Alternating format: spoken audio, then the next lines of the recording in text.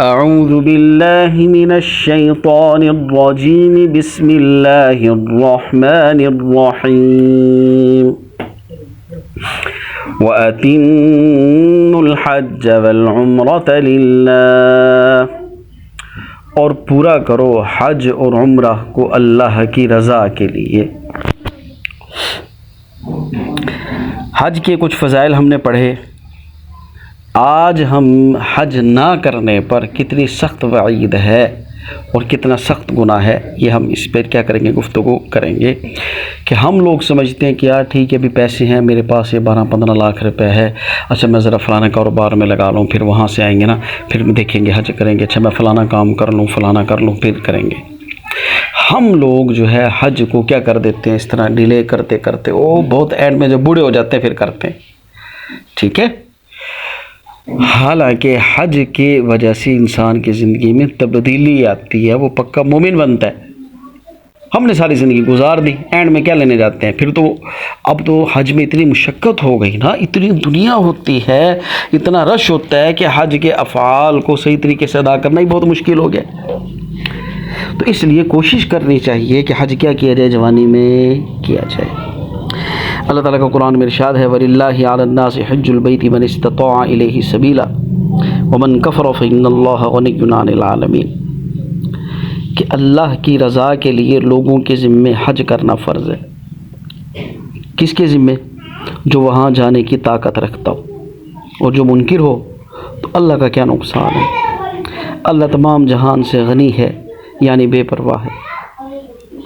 علماء نے لکھا ہے کہ حج کی فرضیت کی ابتدا اس آیت سے ہوئی تھی۔ علامہ عینی رحمۃ اللہ علیہ نے بات لکھی ہے، اور اس آیت شریفہ میں 6 طرح سے کیا ہے تاکید کی گئی ہے۔ 6 تاکیدیں اس آیت میں کیا ہوئی ہیں، جمع ہوئی ہیں، جو اس بات پر دلالت کرتی ہیں کہ حج کرنا بہت بڑا فریضہ ہے۔ چونکہ وہ باریک عربی کے نکات ہیں، اس لیے میں اس کو بیان نہیں کر رہا۔ ایک بات یہ کہی، چوتھی تاکید یہ تھی کہ حج نہ کرنے والے کو اللہ نے یہاں پہ من کفر سے تعبیر کیا، کہ ہونا یہ چاہیے تھا کہ ومن تارکا، کہ جو شخص حج چھوڑ دے تو ٹھیک ہے بھی، اللہ بھی بے پرواہ، اللہ کو ضرورت نہیں، لیکن اللہ یہاں پہ ترکا کا لفظ نہیں لے کر آئے، حج چھوڑنے کا لفظ نہیں لائے، بلکہ کیا لفظ لائے کہ جس نے کفر کیا، جس نے کفر کیا تو اللہ کو بھی پھر اس کی ضرورت نہیں، اللہ اس سے کیا ہے، بے پرواہ ہے۔ تو دیکھو یہاں پہ حج کے چھوڑنے کے ترکا کے بجائے کس سے تعبیر کیا، کفر سے تعبیر کیا۔ حضرت ابن عمر رضی اللہ عنہ سے روایت ہے کہ جو شخص تندرست ہو، پیسے والا ہو، حج کو جا بھی سکتا ہو، پھر بھی بغیر حج کیے مر گیا، نہیں گیا، قیامت کے دن اٹھے گا تو اس کی پیشانی پہ کیا لکھا ہوا ہوگا، کافر لکھا ہوا ہوگا۔ اس کے بعد انہوں نے یہ آیت پڑھی، یہ والی ومن کفر فإن اللہ، کہ انہوں نے اس آیت سے استدلال کیا۔ اور حضرت سعید بن جبیر، ابراہیم نخعی، حضرت مجاہد اور طاؤس رحمہ اللہ، ان سب حضرات سے بات نقل کی گئی ہے کہ اگر ہمیں کسی شخص کے بارے میں معلوم ہو جائے نا کہ وہ غنی تھا، مالدار تھا، اس پہ حج فرض تھا، پھر بھی بغیر حج کیے مر گیا، تو پھر ہم اس کی نماز جنازہ نہیں پڑھیں گے، ہم اس کی نماز جنازہ نہیں پڑھیں گے۔ اور ایک اور حدیث میں ہے کہ آپ صلی اللہ علیہ وسلم نے فرمایا کہ من ملک زادا وراحلۃ تبلغه الی بیت اللہ او کما قال، فرمایا کہ جس شخص کے پاس اتنا خرچ ہو اور سواری کا انتظام ہو کہ وہ بیت اللہ تک جا سکے، پھر بھی وہ حج نہ کرے، تو کوئی فرق نہیں اس بات میں کہ وہ یہودی ہو کے مرے یا نصرانی ہو کر مرے۔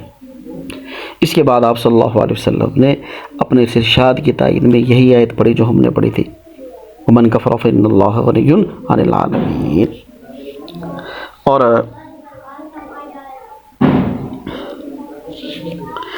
ایک دوسری حدیث ہے، جناب عمر رضی اللہ عنہ سے نقل کیا گیا ہے کہ جو شخص حج کی طاقت رکھتا ہو پھر حج نہ کرے تو قسم کھا کے کہہ دو کہ وہ عیسائی مرا ہے یا یہودی حالت میں مرا ہے، ٹھیک ہے نا۔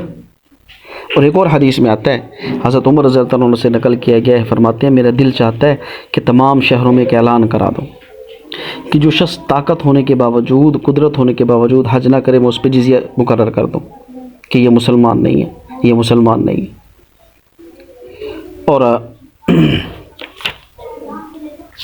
اسی طرح ایک اور حدیث ہے جناب ابو سعید خدری رضی اللہ عنہ سے روایت ہے، ابن حبان نے اس کو نقل کی ہے کہ فرمایا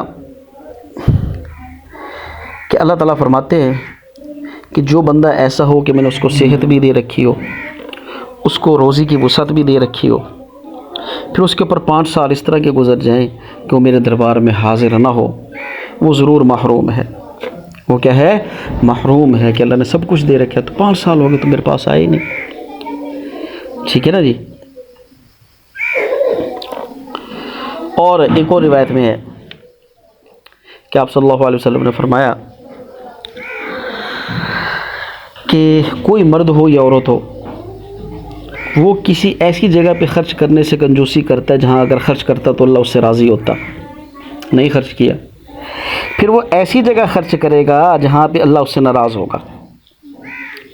اور جو شخص کسی دنیاوی غرض سے حج کو جانا ملتوی کر دیتا ہے، لیٹ کر دیتا ہے، وہ اپنی غرض پوری ہونے سے پہلے دیکھ لے گا کہ لوگ حج سے فارغ ہو کے آ گئے، لوگ حج سے فارغ ہو کر آ گئے۔ کیا مطلب؟ ایک تو یہ کہ پیسے ہیں، حج کو نہیں جاتا، یہ کسی اور نئے کام میں نہیں لگاتا، یار میں فلانے کام میں لگا لوں، فلانے میں لگا لوں۔ حج کے اندر اگر 12 لاکھ لگنا تھا نا، کسی اور دنیاوی کام کے اندر جو ہے یہ کسی غلط جگہ کے اوپر کیا کرے گا، اس کا 12 کی جگہ جو ہے 25 لاکھ لگے گا۔ اور کوئی آدمی اپنی ضرورت کی وجہ سے، یار میرا نا فلاں جگہ سے مال آنا ہے، میں نے فلاں جگہ مال بھیجنا ہے، میرا فلانا سودا چل رہا ہے، اس سال تو میں حج پہ نہیں جاتا، لیٹ کرتا ہے، ٹھیک ہے۔ فرمایا کہ وہ دیکھے گا کہ اس کا کام نہیں ہوا لیکن لوگ حج کر کے بھی آ گئے۔ اگر وہ ہمت کرتا تو حج کر سکتا تھا، لیکن اس نے حج نہیں کیا، اپنے کام کی وجہ سے کام بھی نہیں ہوا، اللہ بھی ناراض ہوا، نہ دین ملا نہ دنیا ملی۔ تو اس لیے جو ہے کوشش کرنی چاہیے کہ اللہ پاک جس وقت بھی زندگی کے اندر وہ ساتھ دے تو اس پیسے کو دوسری جگہ پہ لگانے کے بجائے اپنے حج جیسے مبارک سفر پر لگانا چاہیے۔ اللہ پاک ہم سب کو جو ہے اپنے دربار کی اور اپنے حبیب کے دربار کی حاضری نصیب فرمائے۔